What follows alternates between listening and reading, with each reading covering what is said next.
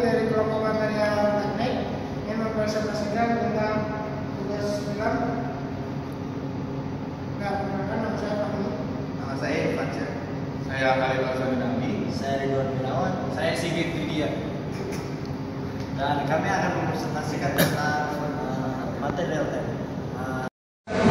Klasifikasi material teknik secara garis besar, klasifikasi material teknik dibagi menjadi dua, yaitu material logam dan material non-logam.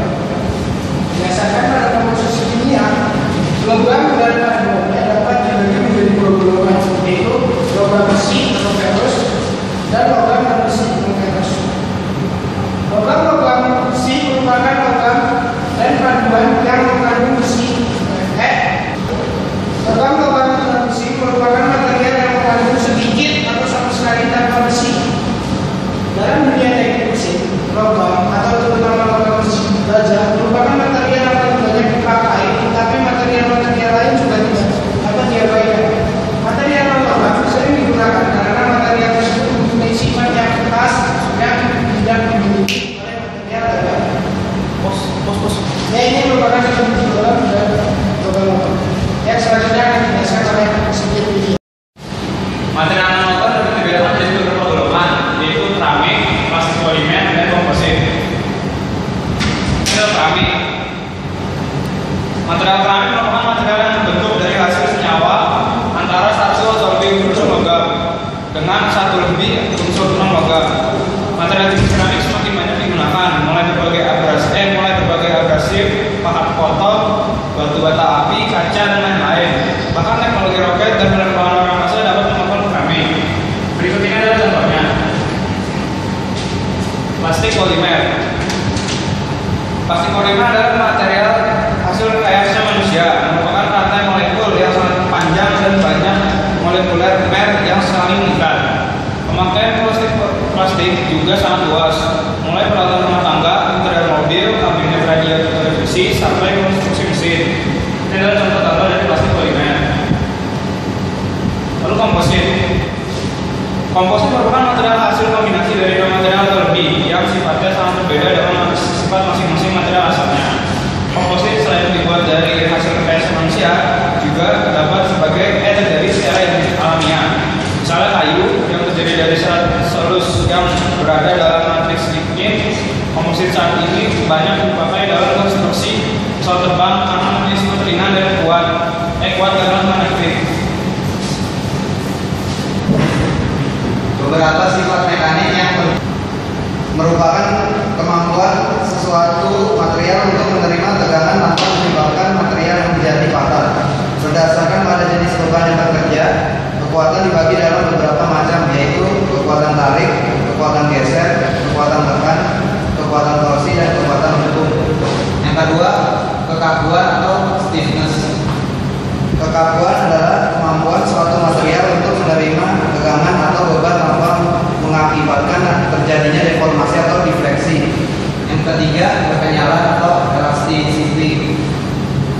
Didefinisikan sebagai kemampuan material untuk menerima tegangan tanpa mengakibatkan terjadinya perubahan bentuk yang permanen setelah tegangan dihilangkan, atau dengan kata lain kemampuan material untuk kembali ke bentuk dan ukuran semula untuk mengalami deformasi atau perubahan bentuk. Yang keempat, plastisitas atau plasticity adalah kemampuan material untuk mengalami deformasi plastik atau perubahan bentuk secara permanen tanpa mengalami kerusakan.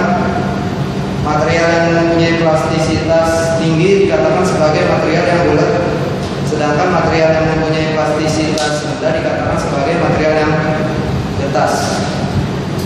Yang kelima, bulatan adalah satu sifat material yang digambarkan sebagai kabel dengan aplikasi kekuatan tarik. Material duktil ini harus kuat dan lentur. Keulatan biasanya diukur dengan suatu periode tertentu. Presentasi sifat ini biasanya digunakan dalam bidang peternakan, dan bahan yang memiliki sifat ini antara lain besi lunak, tembaga, aluminium, nikel, dan lain-lain. Yang keenam, ketangguhan merupakan kemampuan material untuk menyerap sejumlah energi tanpa mengakibatkan terjadinya kerusakan.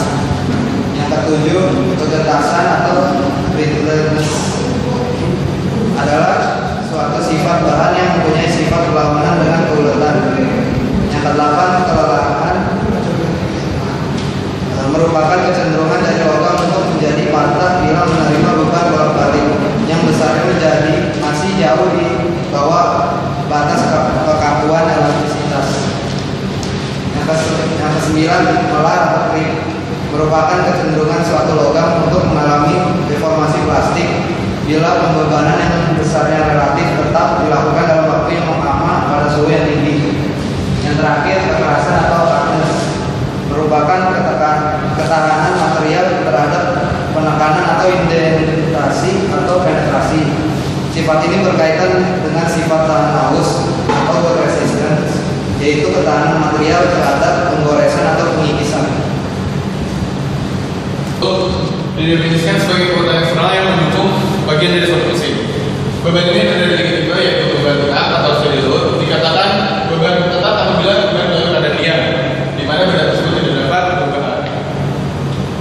Yaitu kemudian beban gerak, steady load, apabila beban dapat dipindahkan secara kontinu. Dan yang terakhir ada beban kejut atau shock load, apabila beban digunakan dan dipindahkan secara tiba-tiba. Kemudian membahas pergerakan dan pegangan. Saat gaya atau beban dari sistem eksternal terjadi pada benda kerja, gaya internal akan muncul dari dalam benda kerja baik searah ataupun berlawanan. Berlawanan arah sebagai reaksi atas gaya eksternal tersebut. Stres adalah besarnya gaya internal yang timbul pada kesatuan luas area pada benda kerja. Tegangan adalah gaya yang diberikan pada suatu benda dengan memberikan tegangan tarik sehingga benda tersebut juga mengalami perubahan bentuk. Tensile stress atau tegangan tarik adalah suatu sifat bahan hubungan tegangan-tegangan pada tarikan memberikan nilai yang cukup berubah tergantung pada laju tegangan, temperatur dan lain-lainnya. Compressive stress atau tegangan tekan. Compressive ini terjadi bila suatu benda bekerja yang tidak secara aksial yang sama atau berlawanan, di mana tekanan ini disebabkan pada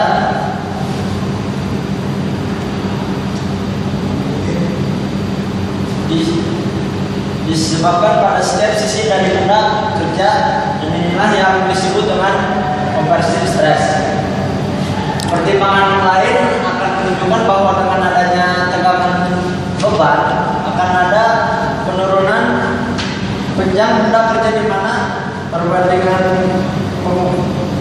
pengurangan panjang dengan panjang asli suatu benda kerja dikenal sebagai tegangan-tegangan.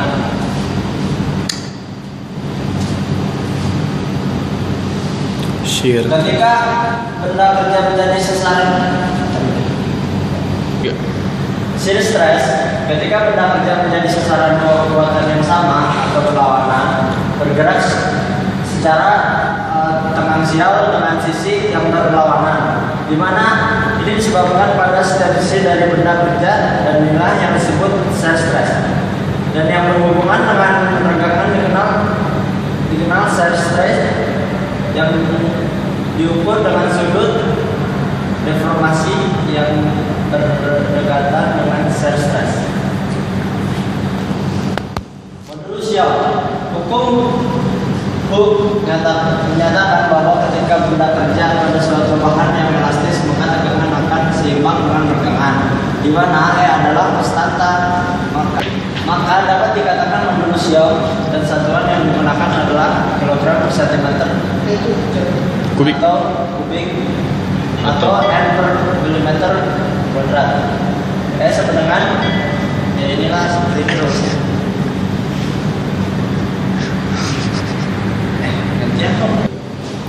Selanjutnya, bearing stress atau tekanan dukung. Pembatasan compressive stress pada area antara dua bagian dikenal sebagai bearing stress. Bearing stress ini dapat digunakan dalam mendesain penyambung paku. Distribusi dari bearing stress ini tidak selalu sama, tapi tergantung pada bentuk permukaan benda kerja dan sifat fisik dari dua material tersebut. Bending stress atau tegangan tekuk.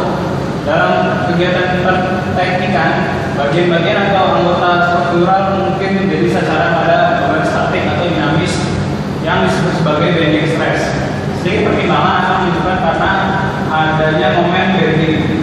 Apel pada bagian atas benda kerja akan diperpendek karena kompresi tersebut. Sekian dari kelompok kami. Semoga bermanfaat dan terima kasih.